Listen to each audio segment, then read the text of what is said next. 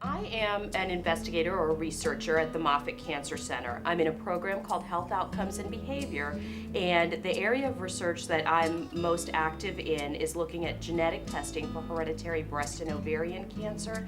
So women who are at increased risk for not only developing a first breast cancer, but another breast cancer or an ovarian cancer because they may carry a gene that predisposes them to developing cancer not once but multiple times over their life. My main research focus is how we can get this testing to women at a time and in a way that makes it most useful for them to really think about both preventing and managing their cancer risk. I was always interested from the time I went to college in combining two things. My dad was a teacher and my mom was a nurse. And I knew that in some way I wanted to work in an area where I could combine those two interests into something that would help people. I thought clinical medicine may not be the route that I wanted to go, so I got very interested in the idea of chronic disease prevention.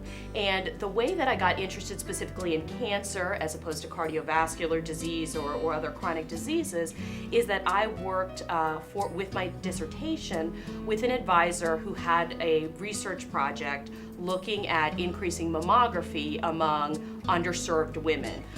I think cancer has touched my life in many ways, and it's very interesting because I think as an investigator you almost get desensitized because you hear the word every day. You live, breathe, eat cancer. And really for me, a kind of second awakening that happened was at the same time that I started getting asked to do some of our local ACS events, which was that one of my very best friends from college was diagnosed with breast cancer at age 34.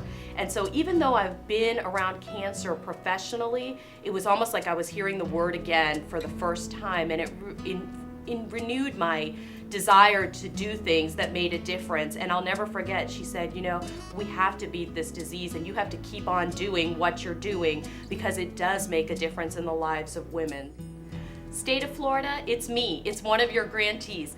Thank you, thank you, thank you, thank you. Thank you from the bottom of my heart as an investigator. You enable me to do the work that will hopefully impact the lives, in my case, of breast cancer patients.